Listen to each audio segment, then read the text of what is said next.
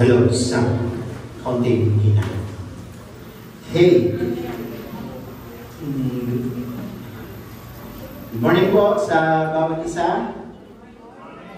Pahina mo ng kaunti, kaunti lang. Isang mapagpalang umaga po sa bawat isa sa atin. Ben, pinagpala po ba kayo ngayong umaga? Ngayong taas po ang kamay, pinagpala po kayo ngayon. Amen! Pinagpala tayo kasi, alam niyo yun, ako, I'm so blessed. And na-appreciate ko yung pagkilos ng Panginoon dahil yung bagyong uwan, kagabi pa natin in-expect, di ba? Pero hanggang ngayon, hindi pa natin siya na-feel. And pag-pray natin na hanggang sa matapos yung pagdaan niya ay hindi siya ma-feel. No? And bagaman nakakalungkot kasi baka yung ibang lugar nandoon sa sinasalanta, pero let us continue to pray for them, no? Especially tayo dito po sa lugar natin, lalo na tayo, may private resort tayo dito kada merong bagyo, may resort tayo dito. Again, sige, talakpakan po natin ang ating Panginoon. Isang magpapayang po sa bawat isa. Tayo po ngayon muli ay magpapatuloy dito po sa ating pong preaching series, yung Pinalaya, Buhay na May Biyaya. Dito po, ipagpapatuloy po natin yung pag-aaral dito po sa Aklat ng Galatians. At kung mapapansin ninyo, iniisa-isa po natin yung fruit of the Spirit. At nandito na po tayo sa third fruit ng Spirit, which is ito pong peace. And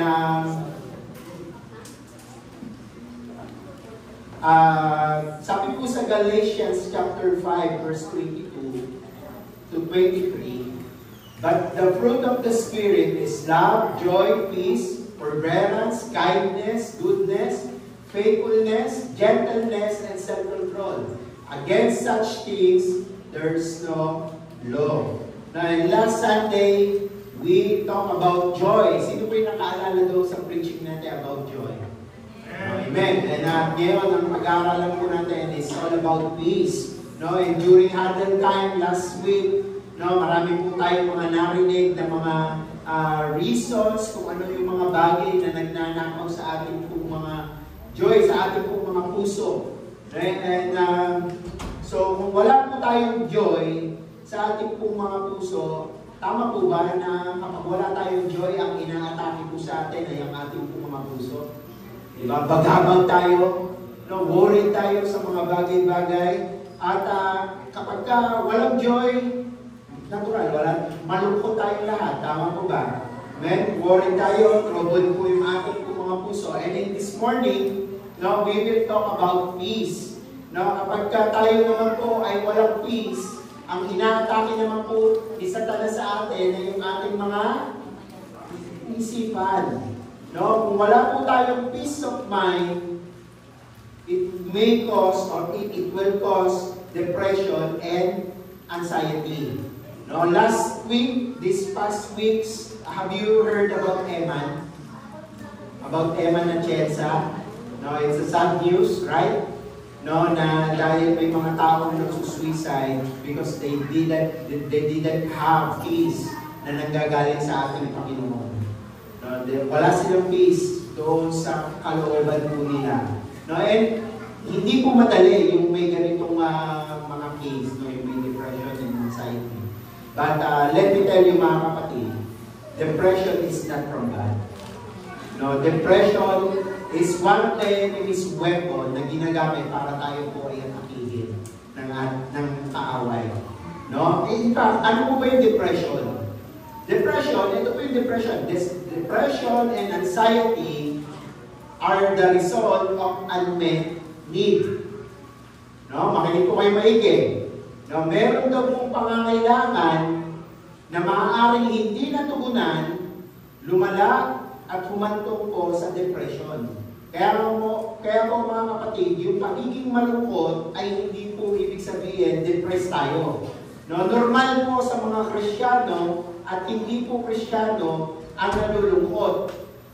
Pero yung prolonged and persistent sadness na hindi na-address could result in depression. No, yung mahabang panahon na malungkot ka, mahabang panahon na ng kalungkutan, yung sunod-sunod, sabay-sabay, no, it may cause depression sa atin. Bakit? Kasi napipil po nila, parang palaging may kulang. Parang palaging, alam niyo po yung may void, may kulang. No, kaya pansinin niyo po si Eman, napansin niyo po, no, marami po hindi lang po si Eman, marami pa po tao ang nakakaranas po nito. No, and if you look at them, makikita po natin sa kanila na parang sobrang saya naman nila, di ba? Pag nakita natin doon sa mga past videos niya, if you look at them, makikita po natin, masaya naman sila. No? Maligalig pa nga si Eman doon sa mga videos niya. No? Pansinin niyo po yun, pero alam niyo po, deep inside of their hearts, it is broken. No? It is full of loneliness and pain. Kamusta yung mga yung katabi mo? Kamusta ka, kapatid? No? Misa alam niyo, pangiti-ngiti lang yan, no? Patawa-tawa lang yan, pero deep inside of their hearts, no, meron pong kalungkutan at alam niyo po yun, may anxiety, no, and wala pong peace of mind. Alam niyo po, if you are this, mga kapatid, listen to me. Makinig po kayo. If we are depressed and anxious or fearful po tayo, most likely, no, meron po tayong mga, ito po yung nagkukos niyan. Most likely, meron po tayong mga pangangailangang emotional or mental or spiritual na maaaring hindi po na-meet or hindi po natugunan. Kaya po tayo minsan nakakaranas ng anxiety and depression. So, lilinawin ko po, hindi naman po ako doktor, no, hindi po ako mental health expert, no, but I can show you kung ano ba yung sinasabi ng Biblia patungkol po sa nararamdaman po natin. By the way, ito pong depression at ito pong anxiety, hindi na po ito bago. No? Dahil noon pa man, mayroon na pong binabanggit ang Biblia about fear, about depression, and about anxiety. Now, the question, ang tanong po sa atin mga kapatid, ano po ba yung nagkukos sa tao ng depression? No? And based on my research, usually, nag-trigger po yung depression ng isang tao. No? Ano po yun? Una-una, yung biological causes. No? Yung biological aspect. Ito po yung paliwanag ng science about depression, yung chemical imbalance na tinatawag. No? Meron daw pong chemical imbalance sa katawan natin na nagkukos po kung bakit po sobrang nalulungkot tayo.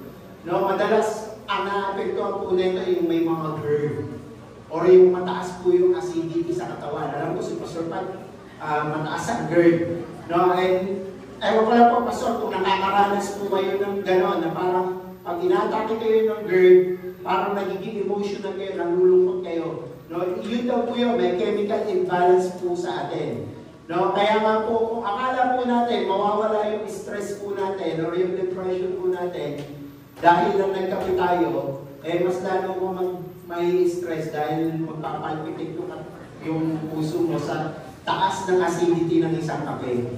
No? And kaya nga po hindi porket umiinom din ang isang tao ng mga antidepressant na gamot. Alam niyo po yun, may nauuso na po yun, yung may mga antidepressant na gamot. No? Hindi naman po ibig sabihin umiinom sila, baliw na sila. No? Kundi ito daw po ay ginagawa po ito upang sila po or ang katawan nila ay ma-normalize yung chemical imbalance sa katawan nila.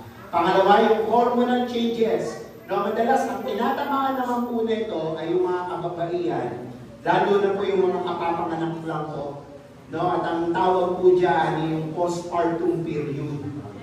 No, and second aspect is ito po psychological causes. No, ito naman po yung mga nag-trigger, yung unresolved trauma or abuse.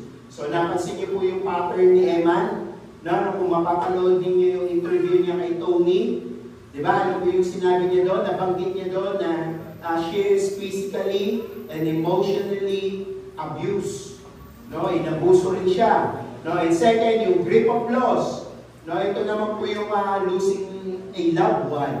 No, o kaya losing a job or relationship. Ito naman po yung mga nabigo sa pag-ibig.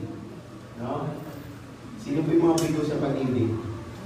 No? Pangatlo, negative thoughts pattern. No? Yung constant guilt, yung hopelessness, yung self-criticism. No? Kaya pansinin ninyo, sadyang may mga tao na palagi pong malungkot. No? Palagi pong napaka-negative sa buhay. Yung lahat ng kwento niya malungkot na lagi. No? Ito po yung physical causes, psychological causes. No? And ano pa po yung nagkukos sa atin ng depression and anxiety? Pangatlo, yung aspect ng social and environmental causes. Ito naman po yung loneliness or yung social isolation. Sino po yung nakaka-experience nito dito? Huwag po kayo matakot. Taas po ang kamay. Thank you. No, alam niyo, hindi naman namin kayo i-judge, no? So, maraming tao ang nakakaranas po ng mga ganitong pangyayari. No, kaya huwag po tayong maging madamot. Mga kapatid, huwag po tayong maging madamot sa ating po mga mental health. No, makipag-socialize po tayo. At kung makikipag-socialize naman po tayo, samahan naman po natin yung mga taong may positive outlook sa buhay. No, yung alam niyo po yun, yung alam niyo makapalakas ka. No, and I encourage you na mas maging active po tayo sa mga church activities. No, dahil nakakatulong po yun, ano niyo sa atin, to encourage one another, to strengthen one another. No, and wag po tayo sasama doon sa toxic relationship. Pangalawa, toxic relationship or bullying. No, kapag ang sinamahan po naman natin ay yung mga toxic friends, sigurado, uuwi ka talagang hindi masaya. No, uuwi ka pa rin na malungkot. No, so, delikado rin po pala yung mga taong bully. Sino po yung mga bully po rito? No, it may cause doon sa taong binubully natin ng depression and anxiety. At yung pangatlo, yung lack of support system. No, sabi po nila, may mga taong nakakaranas ng depression. No, ito daw po yung mga tao, madalas ang tinatamaan po ng depression, ito po yung mga taong hindi nag-express ng sarili po nila. No, hindi po nila sinasabi kung ano yung nararamdaman po nila. Alam niyo ba kung bakit hindi nila i-express? Kasi meron silang trust issue. Feeling nila wala silang mapagkakatiwalaan. No, so pakinggan niyo po mga kapatid kasi baka meron po sa atin yung may mga ganitong symptoms. No, para po matulungan po tayo ng family po natin and especially matulungan po tayo ng simbahan, no, ng ating po mga pastor, if you want counseling, no, malaking bagay po yun. No, kaya po napakahalaga ng accountability partner, mga kapatid. No, yung alam niyo po yun, yung meron po kayong nasasabihan, meron po kayong napaghihingahan ng mga problema po natin. No, and yan po yung mga aspect. At alam niyo po ba, na even spiritual aspect, related din po yung depression and anxiety. And nagulat po ako dahil may factor din po pala yung spiritual aspect natin kung bakit tayo nagkakaroon ng anxiety. Kung bakit po tayo minsan nadidepress. At ito po yung spiritual factor. No? Loss of spiritual focus. No? Ito po yung mga nagdi-drift away from their faith.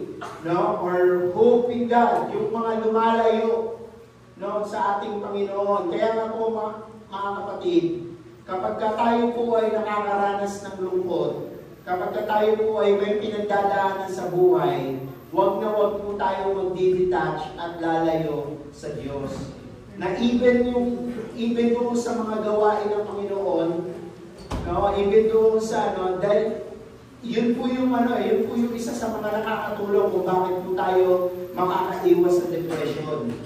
No? And yung pakikipag-fellowship natin sa ating co-believers, malaking tulong po yun. No? Kasi yung detachment, thank you, Kuya Ronnie. Excuse me, hindi mo na ako tubigan.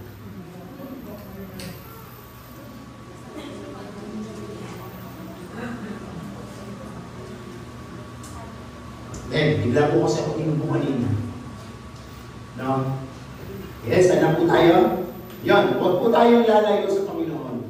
Huwag po tayong mag-detach. Kasi yung detachment pala, hindi po pala siya nakakatulong para po ma-ease yung pain po natin. Or para po ma-release yung pain po natin. O yung mga problema po natin. Pangalawa, lack of peace with God. So nakaka-apekto rin po pala tayo. Nakaka-apekto rin po pala ito when one forgets to rest in His promises. At ito po yung topic po natin ngayong umaga. Na mahalaga na maging aware po tayo.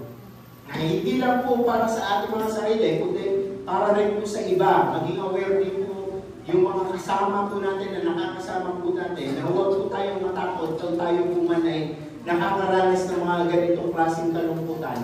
No? Kasi madalas, natatakot po tayo na i-express yung sarili po natin. No? Sabihin natin sa katabi natin, alam mo, parang nalulungkot ako. No? Kasi natatakot tayo na i-judge tayo, tama po ba? No? Kaya ang nangyayari, pinifake po natin yung sarili po natin. No? And dahil nga po natatakot tayo, masabihin tayo na, Kristiyano ka pa naman, nade-depress ka. Kaya ang tendency, tinatago po natin. Tama po ba? No? So, ang nangyayari, hindi na lang po natin sinasabi. At yung hindi natin pagsabi, it will cause depression. No? Kaya nga po, this morning, let me encourage you, hindi para maging proud tayo doon sa nararanasan natin, but to encourage us not to overcome depression. No, and alam niyo ba, even yung mga heroes of faith dito sa Biblia, nakaranas din po sila ng depression. No, hindi porket sila po ay mga man of God, hindi sila nakakaranas ng depression. Example na lang natin si David. Yan, si David. No, sabi po sa Psalms chapter 42 verse 12, "Why I am discouraged? Why is my heart so sad?" No, look at this mga kapatid. Na even David, a man after God's own heart, is questioning his feelings. No, bakit ako discouraged? Bakit ako malungkot? Bakit napakalungkot ng puso ko?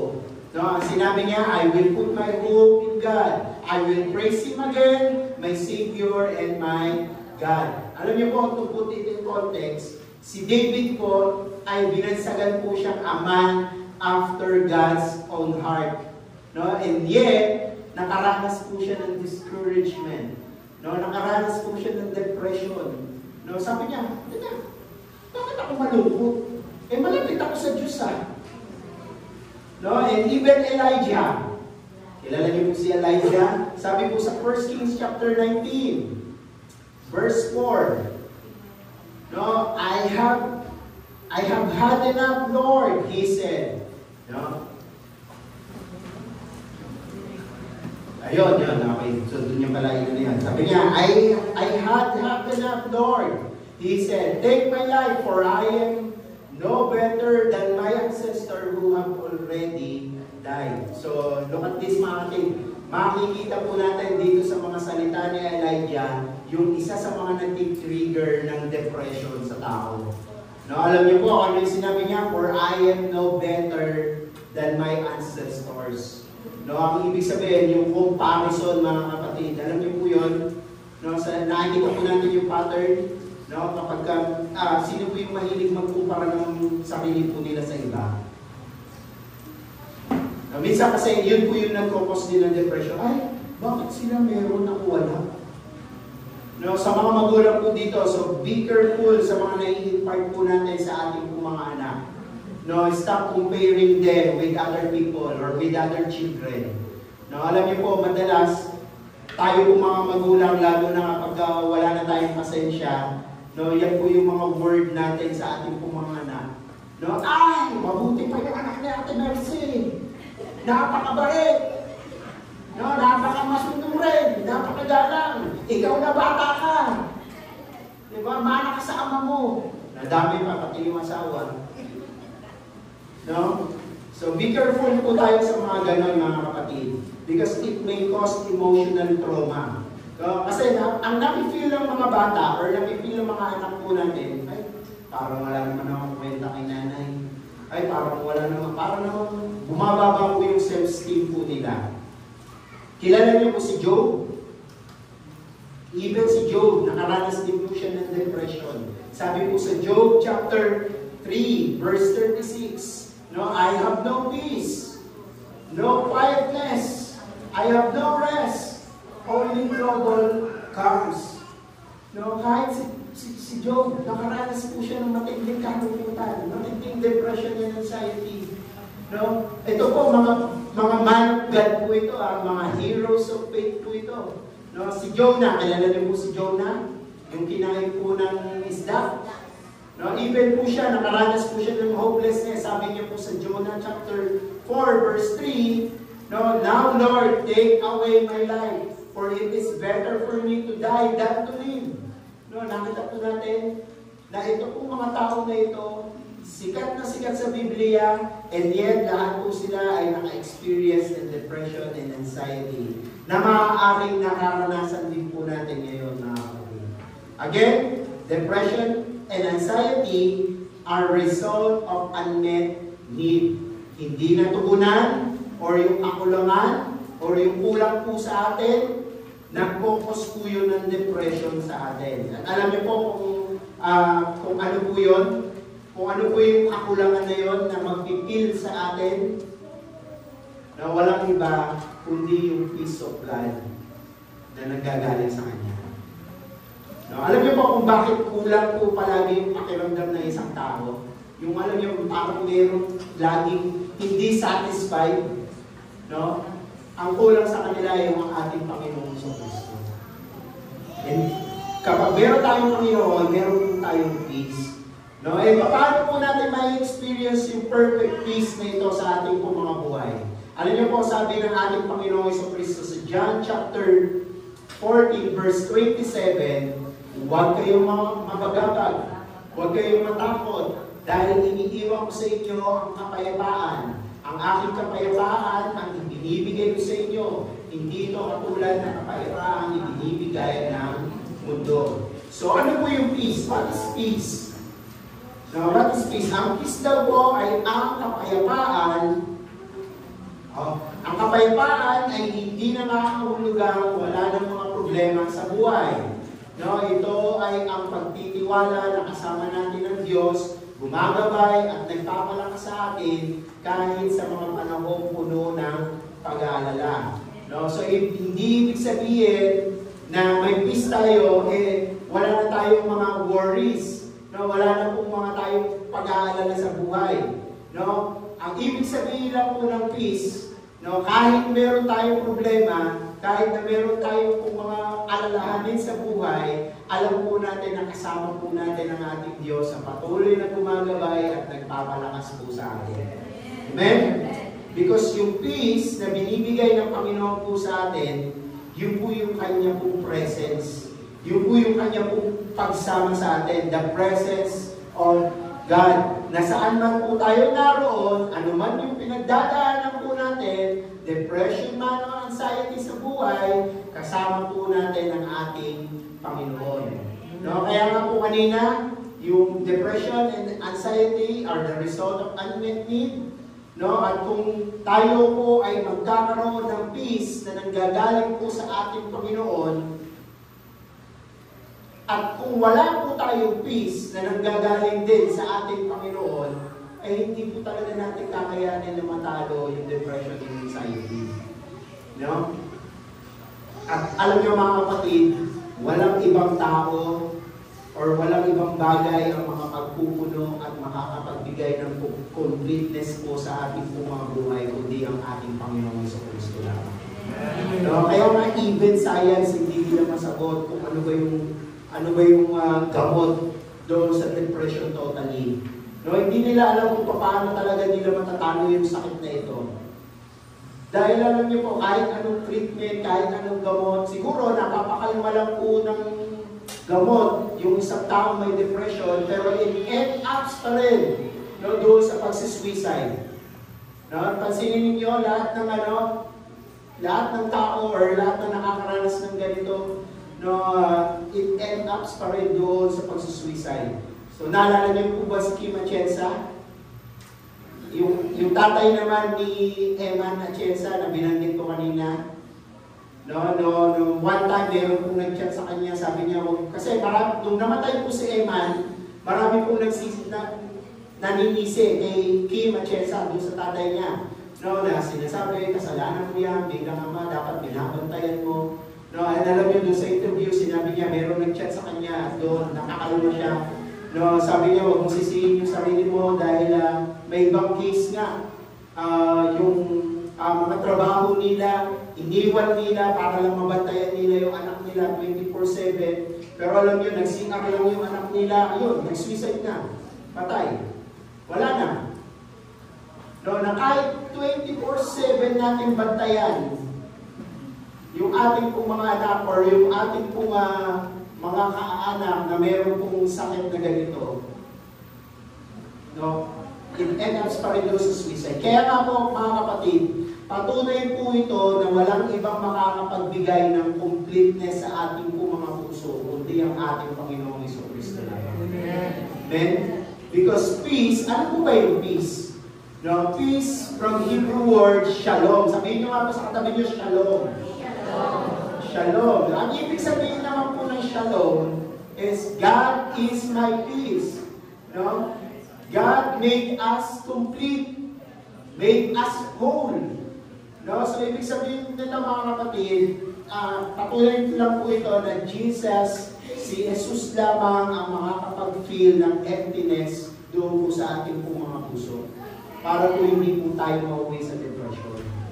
Man, because Jesus is our peace, and His peace is our pinanghahawakan.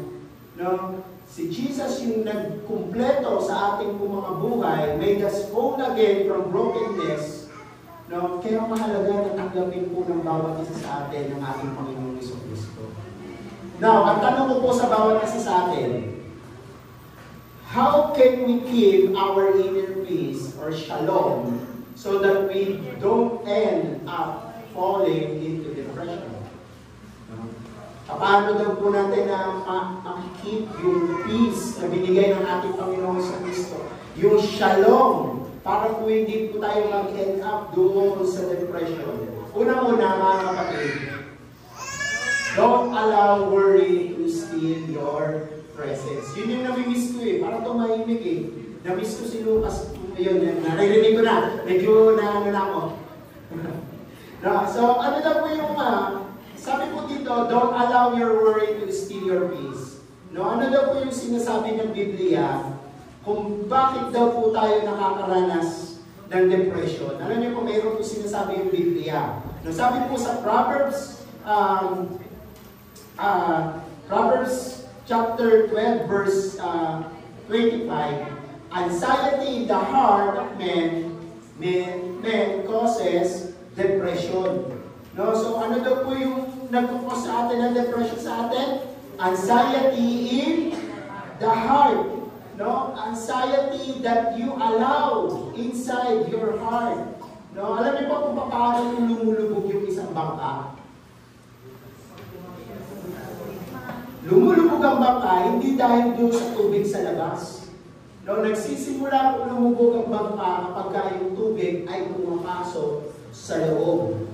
No, so ibig sabihin mga kapatid, yung pumapasok ng mga anxiety sa atin, yung po yung nagpapalubog po sa atin. No, and sabi po sa scriptures, yung mga anxiety na inaalaw po natin na pumasok sa ating po mga puso, it may cause depression. No? Unmet need, yung pangangailangan na hindi po na-address, yung anxiety na ating pong pinabayaan, no? Pinabayaan po natin tumagal sa loob ng ating pong mga isip at sa loob ng ating pong mga puso, yung pag-overthink po natin sa mga bagay na hindi pa nangyayari, no? Yung worries natin sa pamilya natin, na paano ba ako makakapag-provide sa pamilya ko, paano ba ako makakabayad sa mga bayarin ng tupa, sa bayarin ng kuryente, no? Worries tayo kung paano natin mapag-aaral yung mga anak po natin. No, mga kapatid, yung labis-labis na pag-aalala ay nagpapahina sa atin at ito po ay dinanakawan po tayo ng kaaway ng kagalakan at kapayapaan sa ating mga puso. Sabi po sa Matthew chapter 6 verse 34, Kaya nga, huwag ninyong ikabalisa ang para sa araw ng bukas. Dahil ang bukas ang bahala sa sarili nito. Sapat na ang inyong mga suliranin sa bawat araw. No, kaya mga kapatid, if we keep on looking in our bad situation, kung palagi niyo pong titignan yung inyong pong mga pangit na sitwasyon, pangit na kalagayan, at piling niyo kayo si Sharon Cuneta na pasaliko ang daigdig. No? Eh talagang nanakawan po tayo ng kapayapaan ni Satanas. No, kaya nga po, ang sabi po dito, don't allow your worry to steal your peace. No, kasi marami po sa atin, takot sa maraming bagay. Eh, Pastor, kasi baka po magkasakit ako. No, Pastor, baka po kasi manakawan kami. Wow. Sana ako nanakawan, lalo na po dito sa Tibag. Napakarami hindi nagsisimba kasi takot na manakawan sila sa bahay nila. No? Sana all. Takot manakawan. No? May iba rin po sa atin. No? Meron nga pong mga kakilala, mas takot pa sila sa katapusan ng buwan kaysa sa katapusan ng mundo. Alam niyo po kung bakit? No, kasi kapag minsan, pag sinabi natin darating na ang Panginoon, kuya pa, ang maisip natin, yes Lord, sige lang Pastor, ready ako. No, hinanda ko na yung sarili ko sa pagdating ng Panginoon. No, pero kapag nalaman mo, narinig mo, na ang darating si Judith at si Juna. Nag-worry tayo eh. Di ba kilala niyo po si Judith? No? Ba't kaya gano'n? Pagka ang Panginoon darating, okay lang po, so ready ako. Pero pag si Judith at si Juna na, nag-worry tayo. Naku, baka di ko mabayaran yung mga bayaran ko. No? Si Judith, yung Judith na, yung darating na yung mga Judith natin. No? Si Juna yung kuryente, Juna yung tubig. No? Minsan ganun po tayo no? Takot na takot po tayo doon sa mga bagay na hindi pa nangyayari. Pastor, wala pa akong pagbayad. O kaya minsan, di ba, sabi sa Bible, pagka nagbabible study tayo, rebuke nyo lang yan. Yung problema, kapag dumating na yung naniningil ng bahay, naniningil ng Meralco, or nagpuputol ng Meralco, hindi mo pwedeng review. Talagang nababayaran mo yan, mga kapatid. No? Naalala ko po tuloy yung kwento ng isang misis. Na, alam niyo po yun, meron po kwento yung isang misis na sobrang nag-aalala sa buhay. No, at sa sobrang pag-aalala niya, no, nag-aalala siya na baka manakawan sila sa bahay nila. No, nangyayari, hindi siya nakakatulog, no, hindi siya mapalagay, no, sa loob ng 6 na taon, hindi talaga normal yung tulog niya. No, alam niyo po, konting kaluskus lang, magigising na po siya. Naka-experience na kayo ng gano'n. Di ba? Na parang ang babaw ng tulog po natin. No, and until such time, ito pong asawa niya, itong asawa niyang lalaki, worry at bother na rin sa kanya. Sabi niya, mag-6 na taon na yung anniversary mo sa pag-aalala. Nag-aalala ka pa rin hanggang ngayon. No, alam niyo po yun, natatakot po siya na dumating yung araw na sila po ay manakawan sa bahay. Dahil ang problema, dumating talaga yung magnanakaw. No, at eksakto naman, ito pong asawa niyang lalaki, bumaba, nag-CR, no, at kumuha ng tubig, at pagbaba niya, nagulat siya. Nagkagulat na sila ng magnanakaw. Sabi ng magnanakaw, sabi ng asawa lalaki, teka, magnanakaw ka ba? Sabi ng magnanakaw, yes po. Magnanakaw ka, sige, wait lang, diyan ka lang, tatawagin ko lang yung misis ko. Kasi matagal ka na niya hinihintay. No, at bumaba yung misis niya, nagkakilala sila. Konti lang yung tumawa, no?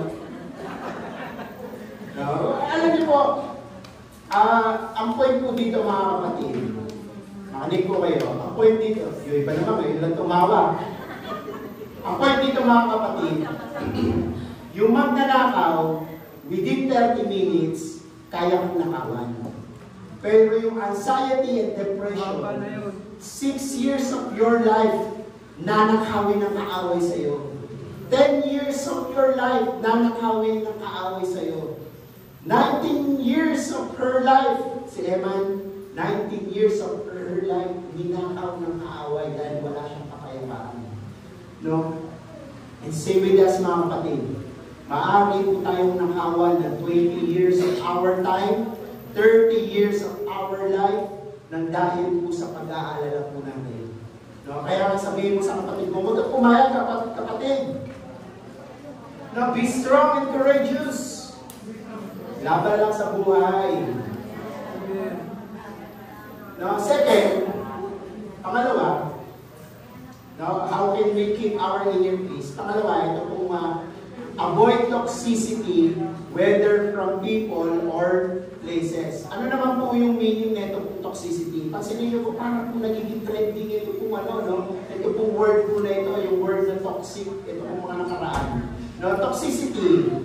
No, toxicity refers to anything or anyone that has a negative impact on your emotional, mental, and spiritual health. So, sa madaling salita, mga kapatid, ito po yung mga bagay na nakakasama sa emotional po natin, sa mental aspect po natin, at doon sa spiritual health po natin.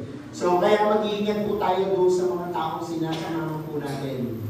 Or doon sa maging lugar na mga pinupuntahan po natin. Because if we choose wrong people, no, sigurado, kapag mali yung taong sinasamahan, sigurado ang dulo ay kapahamakan. No? Ako, palagi ko po itong sinasabi sa mga anak-anakan namin. No? Lagi po namin sinasabi sa kanila na pumili sila ng mga kaibigang may good influence sa kanila. No, alam niyo po yun, yung magtutulong sa kanila to grow deeper in their faith. No, dahil kung mali ang tao sasamahan nila, sigurado ang dulo ay kapahamakan. And ang sabi po sa 1 Corinthians chapter 15, verse 33, do not be misled. Bad company corrupt good character. No, and avoid toxicity. No, now, to evaluate din naman, ito po word na toxicity, para naman hindi tayo ma-misinterpret ng mga millennial ngayon, no? Kasi yung mga millennial ngayon parang masyadong opinionated eh. No? And alam niyo po yun, para din matuturin po tayo na hindi tayo basta-basta nagle-level ng toxic sa isang tao. No? Kasi madalas, ang dali na kung gamitin niyo yung word na toxic, tama mo ba? Ang dali na ng bitawan. Minsan sasabihin lang na, ang toxic ng trabaho ko. Ang toxic ng teacher ko. Diba? Meron lang ako narinig, ang toxic ng nanay ko. Wow, diba? Mahirap yun, mga kapatid. No, i-balance din po natin. I-balance po natin, mga millennial, makinig po kayo. Para hindi nyo po ako ma-misinterpret. No, kailangan maliwanag po sa atin, tama po ba? Kasi minsan, yung mga kabataan po ngayon, mahirapan lang ng kaunti, toxic na. Diba? Yung nanay ko toxic. Bakit? Pinugugas ako. Toxic yun? Diba? Tapos hindi lang yun. Nung pinagugas ako, pinaglinis ako ng bahay. Ang toxic yung nanay ko. Ay, pagkatapos ko maglinis, pinaglaba ako. Toxic yun. No, eh, tapos, ang nangyari pa, nag-open up ka doon sa kaibigan mo na tamad din sa bahay. Masama, doon ka nag-open up doon sa kaibigan mo na tamad din sa bahay. Talaga susuportahan ka niyan. No? Masasabihin niyan, toxic na. No, hindi natin sila bate. No, mga anak, makinig kayo. May moral responsibility ang mga magulang ninyo sa inyo. No, yung maturuan ka sa buhay, hindi po yung toxicity. No, hindi po tinuturuan ka at nakaka-experience po tayo ng challenge, toxic na. No, hindi po toxic yun, my friend. No, something wrong with you. Something wrong. Something is wrong with you, mga kapatid. No, kapag ang feeling natin kontrabida yung mga magulang natin dahil tinuturuan lang kayo sa gawaing bahay. No? And masasabi po natin na isang toxic ang isang tao or environment kapag na tayo daw po ay i-ignore, kapag na tayo po ay minamaliit, binubuli, inaabuso tayo verbally, physically, emotionally, yun po ang toxicity. No? Kapag naapektuhan na po yung productivity po natin. No? Kapag hindi na po tayo nakakapag-perform sa mga trabaho po natin dahil yung boss mo pinagtatrabaho ka during Sunday. No, toxicity po yun. No? And we understand that, mga kapatid. Nangyayari po talaga yun. May mga ganong cases na nangyayari. No? That is toxicity. But we have also to understand na may mga toxic environment na tinatawag or may mga case na toxic environment na ang tawag ay self-inflicted toxicity. Alam niyo po yung self-inflicted toxicity? Ang ibig sabihin po ng self-inflicted toxicity is yung tayo yung may kagagawan. No? Ibig sabihin, yung tipong ikaw yung mismong naglalagay sa sarili mo sa sitwasyon para matoksikan ka. No? For example, yung pag-down mo sa sarili mo, no? Yung palagi mong sinasabi sa sarili mo, sablay ka na naman, Richard. No? Mahina ka talaga. Palagi ka na lang ganyan. Palitak ka na naman. No, yun po yung mga self-inflicted toxicity. Ang tawag po na self-inflicted toxicity. No, kaya huwag po natin babaan yung tingin po natin sa mga sarili natin. No, huwag po natin parusahan yung mga sarili po natin. No, dahil ang pakiramdam po natin, wala tayong silbi sa pamilya, wala tayong silbi, miski po dito sa simbahan. No, that is a lie, mga kapatid. Kasi numalingan po yun na ini-establish po natin. No, kaya ako doon sa verse kanina na inalaw mong pumasok sa puso mo. No, you allow that negativity na makapasok sa isip mo and it will cause depression. Kaya po ang nangyayari, ina-isolate ko yung sarili ko sa ibang tao. No, ano pa po yung ibang example ng self-inflicted toxicity? Yung victim mentality. No, lahat na lang ng kinasasaktutan mong away, feeling mo ikaw palagi yung biktima. No, feeling mo, ikaw palagi yung inaapi. No, ikaw yung nagsimula ng away, pero ikaw yung feeling mo, api ka. Diba? Now, tanongin ko kayo mga kapatid, how are you right now? No, kamusta po ang bawat isa po sa atin? Yung bang nararamdaman po natin? Yung bang nararamdaman mong katoksikan sa buhay? Yan po ba ay self-inflicted toxicity na ikaw ang may kagagawan? Or ito po ay environmental toxicity? No, kasi hindi po lahat naman ng pakiramdam po natin totoo eh. No, alam niyo po yun? Baka feeling lang natin yun. Amen? You may feel lonely, but it doesn't mean you are alone. You are alone. No, pwede mong ma-feel na pangit ka, pero hindi sabihin na, hindi ikaw yan, Kim. Patingin lang ako sa'yo, pero hindi ikaw yan. Maganda ka. No? Hindi ibig sabihin na pangit tayo, ay hindi ibig sabihin na feeling mo pangit ka, ay pangit na tayo. No? Hindi ibig sabihin na hindi ka friendly, or hindi ibig sabihin na feel mong hindi ka friendly dahil nilalayuan ka ng tao, eh hindi ka naman friendly. No? Baka feeling lang po natin yon. No, kaya nga po, ang napakahalaga na ginagawa po natin, let us try to express our feelings. No, kapag may hindi maganda or maganda, try to express your feelings. No, kasi kapag ka ang feelings hindi na-express, it may cause anxiety. It may cause depression. No, ano pa po yung mga self-inflicted toxicity? Or ano pa po yung mga toxicity? Ito po, yung stop comparing yourself to other people. No, lalo na po ngayon sa social media, naman po mga kapatid, stop comparing yourself with other people. Yung tipong lahat na lang nakikita mo sa sarili mo at yung mga nakikita mo yung pang mga bagay na wala ka, tapos nakikita mo sa iba meron. No, ay, bakit siya may boyfriend? Wala. Pangit ba ako? Sino ba may ganyan? Kamahal-mahal ba ako? Si Bea. Buti pa si Tatay Ber, alam yung ano No, alam niyo po yun? Ay, bakit sila nasa Boracay? Sana all. No? Minsan naiisip po namin, alam niyo po yun, yung comparing with other people, no, madalas na yung isip po namin yun, madalas na experience namin. Bakit sila may sasakyan? Ako wala. Eh wala talaga, wala kayong parking eh. Di ba? Bakit sila nasa galaan kapag Sunday? Ako nakikinig ako ng preaching ni Pastor pag Sunday. No? Huwag po natin tignan yung mga bagay na wala po tayo. No? Sa halip, minsan kasi mas bulag tayo, no, doon sa mga bagay na meron tayo kaysa doon sa mga bagay na wala tayo. No? Huwag po natin tignan yung mga bagay na wala tayo. Sa halip, ipagpasalamat po natin ang lahat ng bagay na meron po tayo.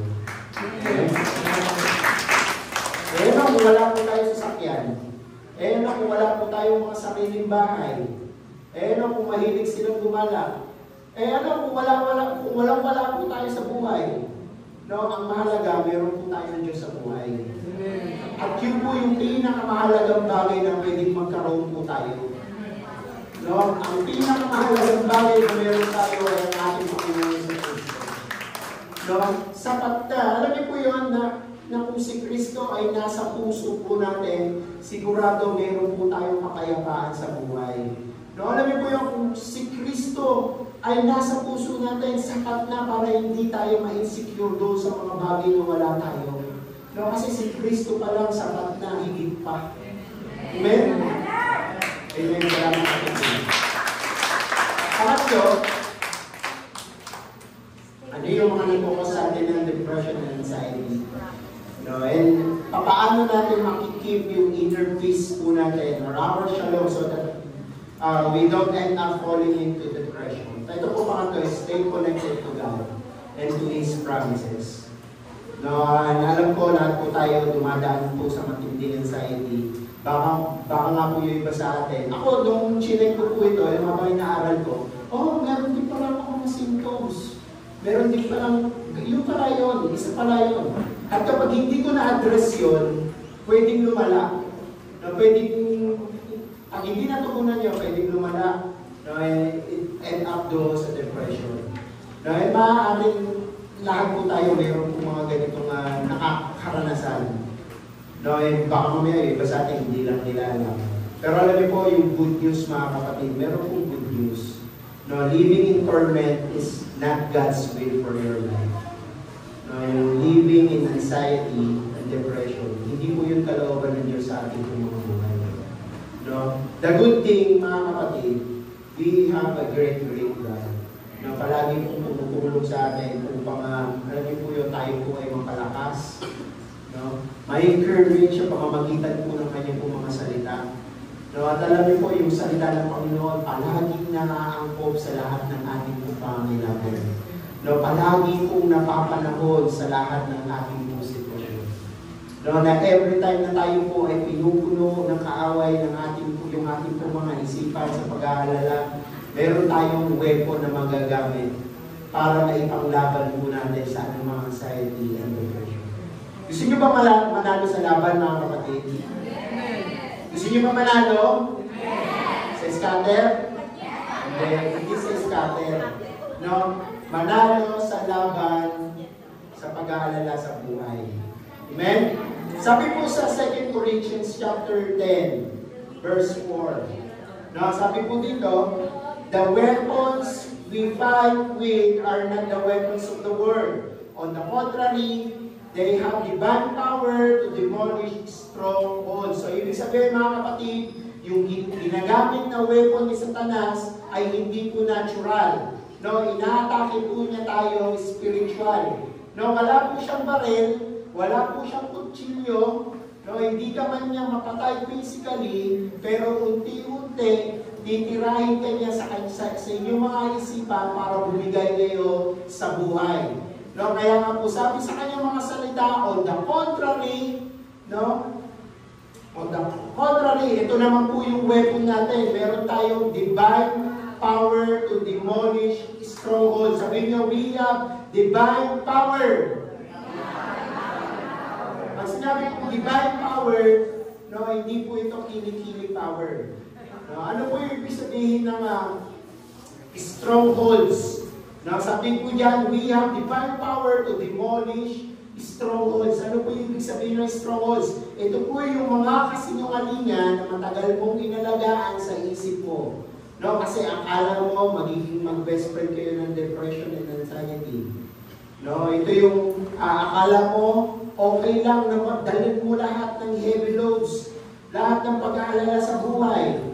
No, hinayaan po natin na tumira sa ating po mga puso, sa ating po mga puso, sa mga isip, yung stress sa buhay. No, sino po dito yung best friend niya yung stress? Diba? Yun po yung strongholds. No, alam niyo po yun, yung niyakap niyo na yung, ganito na lang talaga ako. Kasi wala eh. Alam niyo po yun, yung tinanggap niyo na sa sarili ninyo na wala kayong kwenta. Tinanggap niyo na sa sarili niyo na wala na kayong ayang ibang gawin. No, ang matindi na ito, inalagaan mo na, pinakain mo pa yung stress mo. No, sabi sa Biblia, meron daw po tayo divine power to demolish strongholds. No? Ito po yung anumang way of thinking. No, yung mga kasinungalingan na in-establish ni Satan sa ating po mga isip para hindi natin maranasan yung totoong peace of mind. No? Meron po tayong mga supernatural weapon na maaari po natin ipanlaban sa kabalisaan ng ating po mga puso. Sa labis na pag-aalala ng ating po mga isip. No, alam niyo po kung ano po yung isa sa mga in-establish na lie or kasinungalingan ng kaaway sa ating po mga isipan? Alam niyo po kung ano po yung isa sa mga halimbawa po doon?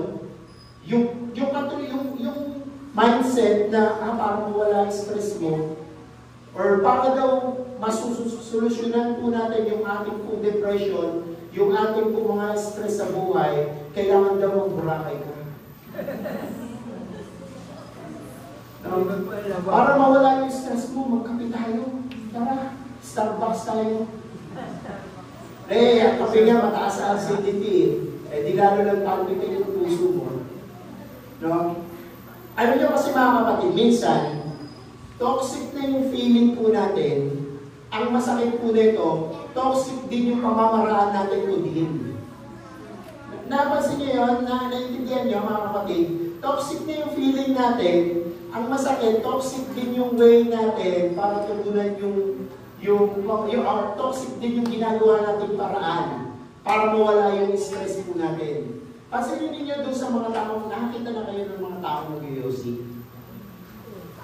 Nakakita na kayo, kung wala nag-yosi sa inyo, hindi sa hindi kayo. Wala naman dito sa tibak, no? Diba? Pansinin niyo yung mga taong nag-yosi, nasubukan niyo na po silang tanongin. Tanongin niyo sila, bakit yung nag-yosi? Wala, para mawala yung stress. Narinig niyo na yun? Wala to, pampatanggal to ng stress. No? Again, merong need.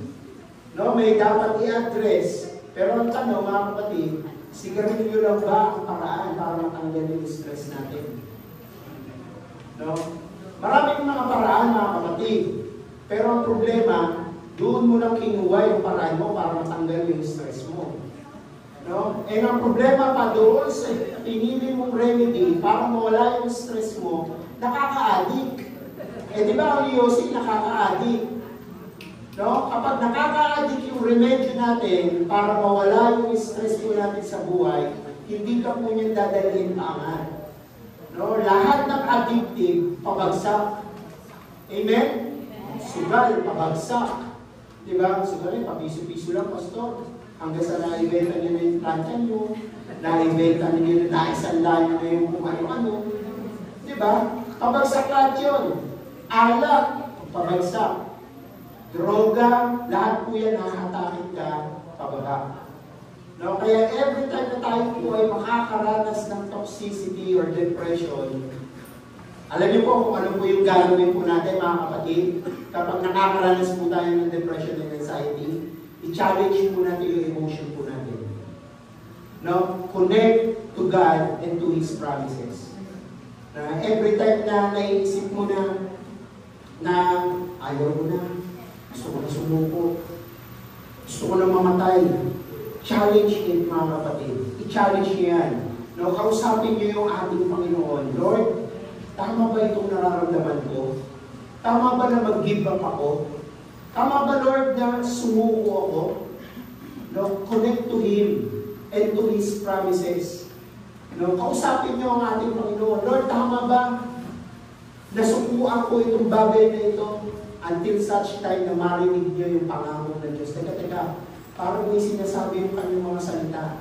Sabi sa Joshua chapter 1, verse 9, sabi niya, this is my command. Sabi niya, nung time na give up ka na, nung time na maiisip mong sumuko na sa buhay, bigla mo maaalala yung pangako ng Panginoon. Be strong and courageous. Do not be afraid or discouraged, for the Lord your God is with you wherever you go. Kapatid, kaya hindi po tayo dapat sumusuko. Alam niyo po, the battle is only in the mind. No? Ang gusto ng Diyos, palagi po tayong nasa winning side. No? Ang gusto ng Diyos, umaakma ka palang panalo ka na. No? Ayaw ng Diyos na maging talunan tayo sa mga problema sa buhay. Amen? Kaya nga, always remember mga kapatid, na in the midst of trouble, in the midst of pain, no, ang ganda po ng shinare ni Justin last Wednesday, na-bless ako, Brother Justin. No, sinabi niya, even in pain, anxiety, and in depression and hardship, God is always working from behind you. No? Palagi po natin tatandaan mga kapatid, that our God is always available.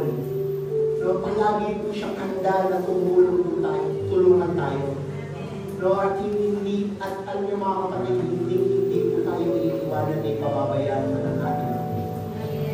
No, andyan po palagi yung shalom. No, yung peace of God that made us complete, made us whole again from brokenness. No, ang sarap doon, di ba mga kapatid? Na siya yung nagpupuno sa lahat ng kalungkutan po natin sa buhay. No, ang sarap pong maranasan yung kapayapaan na nagdagaling sa Panginoon. No, ang sarap pong maisip na ang Panginoon, siya yung nagpupuno ng kulang niya sa buhay, ng kulang natin sa buhay po natin. No, alam niyo po yun, ang sarap sa pakiramdam na siya yung maging kaibigan natin. Doon sa panahon na yung mga kaibigan natin nag-aalisan sa tabi natin. No, ang sarap sa piling na siya yung maging satisfaction natin sa ating mga gusto. Na siya yung maging kagalangan natin sa gitna ng kalungkutan. No, kaya nga, if we want to experience yung peace of mind, no, you just have to claim it and receive it. Receive the peace of God. No, and as I close this, no, gusto ko pong i-share sa inyo si Jonah. Si Jonah, yung Jonah yun, yung sa kuryente, Jonah sa bahay, sa tubig. No, si Jonah. No, kilala niyo po si Jonah, yung kaninang pinito ko sa inyo. Yung binahay po ng malaking isda. Sabi po ni Jonah sa chapter 2, verse 2. Sabi niya, in my great trouble, I cried to the Lord and He answered me. From the depth of death, I called, and Lord, you heard me. No, sa panahon na alam niyo po yun, sabi ko ni Jonah, sa panahon ng aking kagipitan, umiyak ako sa Panginoon at sinagot ako ng Panginoon. Tingnan niyo po si Jonah. Nasaan po si Jonah? Sabi niya, from the depths of death, no, I called, and Lord, you heard me. Palagi po natin tatandaan mga kapatid. Narinig po tayo ng ating Panginoon.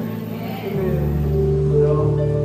Na kahit sa anumang sitwasyon ng buhay po natin, kahit doon sa pinakamababang yugto ng buhay natin, when we call upon the name of the Lord, pakikigyan po tayo ng Panginoon. Hindi po tayo kailanman hihindian ng ating Diyos. Hindi kailanman magiging bingi ang ating Diyos sa lahat ng ating pong hinahin sa buhay. naririnig niyo po yung bawat salita na lumalabas, yung bawat pagsusumbong po natin sa ating Panginoon, naririnig niyo po. Yung mga panahon na mag-isa na lang po tayo at umiiyak po tayo. Nagsusumbong tayo dahil hindi tayo pinagmamalasakitan ng mga asawa natin. Nagsusumbong tayo dahil wala tayong ma-experience. Nakadalakan sa puso natin. The Lord heard us. Narinig tayo ng Panginoon. Hindi kailanman nagbibigay ating Panginoon at hindi kailanman nagiging bulag ang Diyos sa lahat ng pinagdadaanan mo natin, mga kapatid. Na doon sa panahon na nahihirapan po tayo, doon po sa panahon na nakikita po ng Panginoon yung lahat ng ginagawa po natin paghihirap, lahat po na nararanasan po natin. Alam po ng Diyos yung mga kapatid. Kaya nga, kapag nandoon na tayo sa sitwasyon na wala na po tayong tulong na makita sa lahat, sa pamilya natin, sa mga kaibigan natin, humingi tayo ng tulong sa Diyos. At tutulungan niyo pa tayo. Let us experience the peace of God. Shalom that made us complete. Hindi natin kailanman makikita yung kakontentuhan, satisfaction sa ibang tao. Makikita lang po natin ang tunay na satisfaction sa ating Panginoon Jesus. Hallelujah. Sige po ngayon na let us dumako po tayo sa huddle time. And gawin po natin, samantalahin po natin yung pagkakataon na ito to share with one another yung mga bagay na natutunan natin ngayon. And I think may groupings na ba tayo? So kung meron po kayo mga groupings, pwede na po tayo mag-gather. Meron po mga tanong po dito. Sabi po dito, may time ba sa buhay mo na halos mawalan ka ng peace dahil sa worries o problema? Ano ang ginagawa mo doon para maramdaman mo ulit ang kapayapaan ng Diyos? So yung pangalawa, can you share a time na napunta ka sa isang toxic environment or relationship pero pinili mo pa rin manatiling kalmado at konektado sa Diyos? At paano mo nagawa yun? Sige po.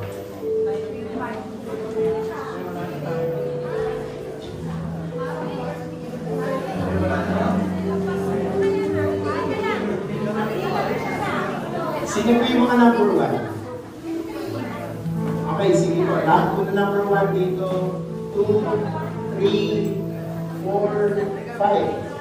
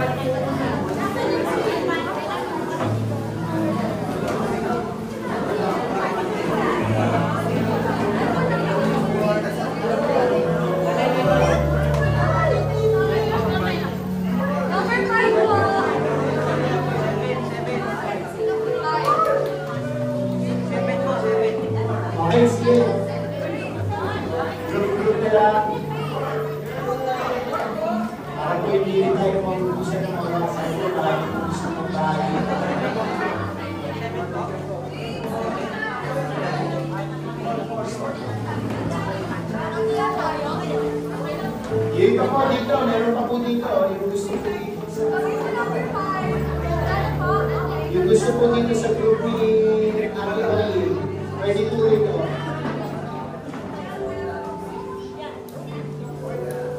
Ayan, saan kayo? 4. Sino may number 4? Ayun, doon pala. Ready, paki-check, takiyan na naman yung 1.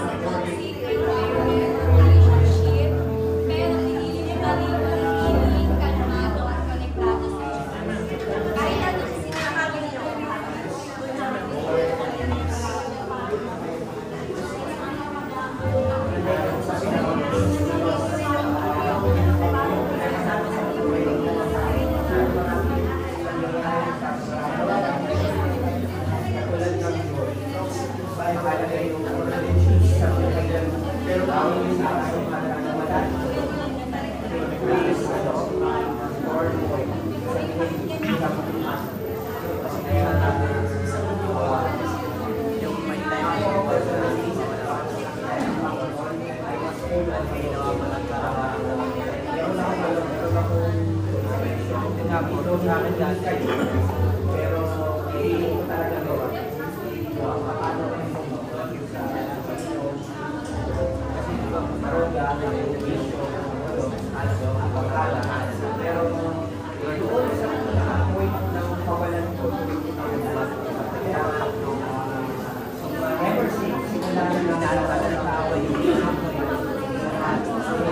Tayo natin, nawala ka sa Lord. Hindi yung pagkakas ginagawa ko lang. Pero kapag sa pagkakas na pagkakas, kaya lang tayo ngayon. Kaya tayo may kasama na kailangan stay na Bases na Lord, tayo na lang sa buhay natin. Mana.